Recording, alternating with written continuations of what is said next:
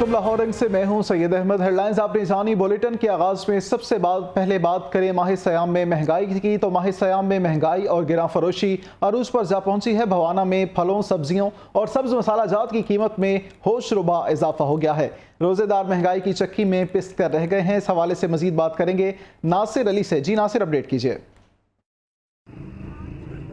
जी बिल्कुल, रमज़ान अल मुबारक का दूसरा अशरा शुरू है। गिरां फरोशी और निजायज़ मुनाफाखोरी अरूज पर पहुंच गई है। भवाना में फल, सब्जियां, फ्रूट, सब मसाला जात की कीमतें आसमान से बातें करने लगी हैं। दूसरी तरफ दुकानदारों ने भी अपनी मर्जी के रेट लगाए हुए हैं, जिसकी वजह से भवाना की आवाम परेशान दिखाई देती है। मेरे साथ शहरी मौजूद हैं, इनसे बात करते हैं। बताइएगा, इनकी कीमतें ज़्यादा हो गई हैं, हुकूमत से क्या मुतालबा रखते हैं? हुकूमत से ये मुतालबा रखते हैं कि अदरक 800 रुपये किलो हो गया, टमाटर 200 रुपये किलो हैं, प्याज 200 रुपये किलो हैं।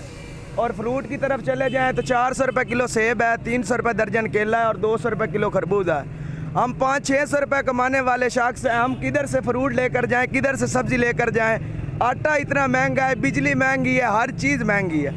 और बराए मेहरबानी हम ये हुकूमत से इल्तिजा करते हैं। और बाहरले मुल्कों में देख लें, अब रमज़ान करके लोग हर चीज़ सस्ती कर देते हैं, और ये हमारा पाकिस्तान वाहिद मुल्क है जहाँ पर रमज़ान की वजह से हर चीज़ महंगी हो जाती।